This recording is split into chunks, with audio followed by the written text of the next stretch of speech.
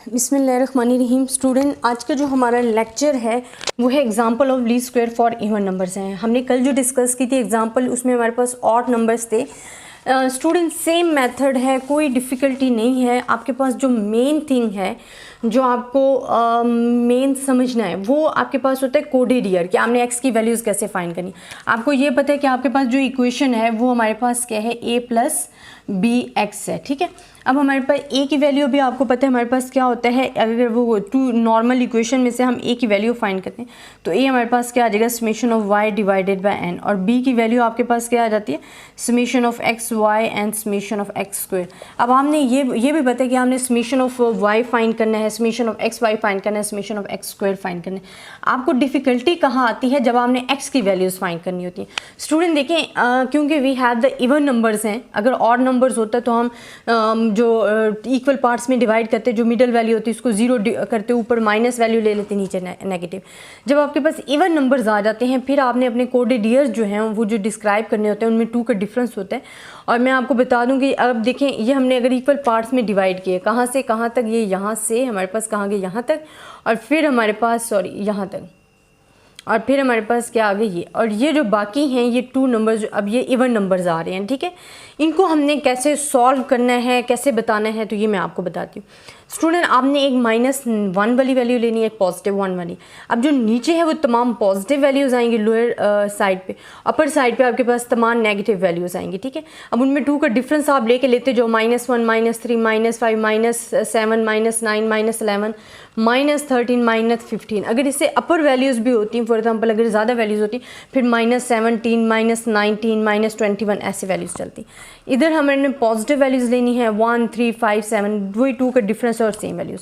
आपको मैंने हमेशा कहती हूँ कि जब भी आप टाइम सीरीज़ के लिए फाइंड करोगे इक्वेशन, तो आपके पास समेशन ऑफ एक्स या समेशन ऑफ एक्स क्यूब हमेशा 0 की इक्वल आएगा इन द इक्वेशन। जब आप सॉल्व करोगे फॉर द टाइम सीरीज़ के लिए, तो आपके पास समेशन ऑफ एक्स भी 0 आता है, समेशन ऑफ एक्स क्यूब भी 0 आता है। अब देख लें स्टूडेंट, यहाँ हमारे पास क्या आ गया है, ये 0 वैल्यूज़ आ गई हैं। अच्छा, अब हमारे पास क्या होता है कि जी हमने फाइंड करनी है y की वैल्यूज़ हमें गिवन है। ठीक है, आपको ट्रेंड सीरीज़ की जो वैल्यूज़ हैं वो आपको गिवन है।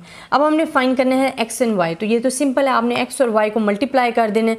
15 मल्टीप्लाई बाय 72 करोगे -1080 आएगा, फिर 13 मल्टीप्लाई बाय 98 करोगे ये आएगा, 11 मल्टीप्लाई बाय 79 करोगे, 9 मल्टीप्लाई 106 करोगे, आपके पास ये x एंड y की वैल्यूज़ आ जाएंगी। आपने इनका समेशन ले लेना।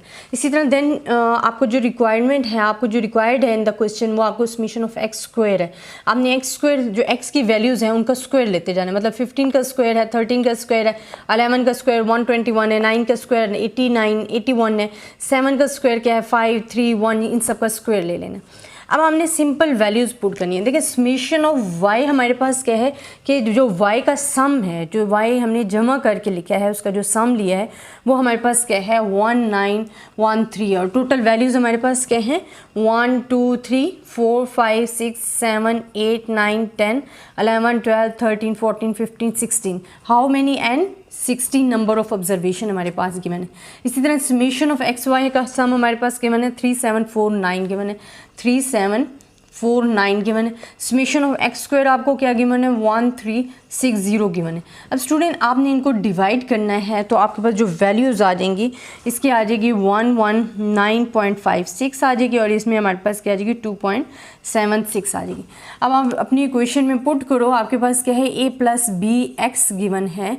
इसी तरह हमारे पास a की वैल्यू क्या है 119.56 है, प्लस 2.76 एंड x है। अब स्टूडेंट, अगर आपको कह दिया जाता है जी आपने एस्टिमेटेड ट्रेंड लाइन भी फाइंड करनी है, इक्वेशन भी फाइंड करनी है, तो वो आपके पास क्या है, ये इक्वेशन गिवन है। आपने फिर क्या करना है, सिंपली अगर आपको एक स्टेप और दे दिया जाता है, तो आपने यहाँ एक और कॉलम बनाना है जिसमें आपने लिखना है 119.56 प्लस 2.76 एंड x। तो आपके पास x की वैल्यूज़ गिवन हैं, तो आपने सिर्फ और सिर्फ x की वैल्यूज़ पुट करनी है। यहाँ जो -15 है, -13 है, -11 है, जो भी वैल्यूज़ हैं वो आप पुट करते जाओगे और अपना आंसर जो है यहाँ लिखते जाओगे, वो मल्टीप्लाई करोगे, प्लस करोगे, और ये चीज़ आती जाएगी। तो इस तरह आप फाइंड कर सकते हो। अब इस एग्जाम्पल्स में स्टूडेंट, जो मैं आपको टारगेट देती हूँ कि आप लोगों ने, क्योंकि अब इतना तो कॉन्सेप्ट आपके क्लियर होते जा रहे हैं कि आपने करना है। अच्छा, टारगेट आपके पास क्या है कि आपने ग्राफ पेपर लेना है, ठीक है, उस ग्राफ पेपर पे आपने जो आपकी ट्रेंड वैल्यूज़ हैं, जो आपकी वाई की वैल्यूज़ हैं, उनको ड्रॉ करना है, फिर ट्रेंड लाइन को ड्रॉ करना है, ठीक है। फिर आपने अपनी पिक्चर जो है, वो जो मेरा पेज है नाज अकेडमी के नाम से, उस पर आपने मुझे अपलोड करनी है, मुझे सेंड करनी है।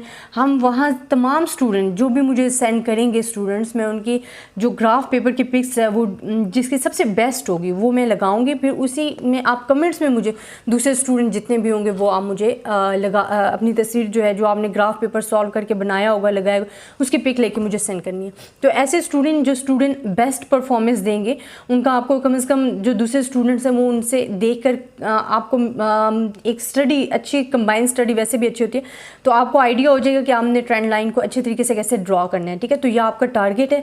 और जितने भी स्टूडेंट ये चैनल को देखते हैं और अगर इनको कोई प्रॉब्लम है किसी टॉपिक में, या आपको जो मैं समझा रही हूँ उसमें समझ नहीं आए, तो आप उसको कमेंट्स में पूछ सकते हैं।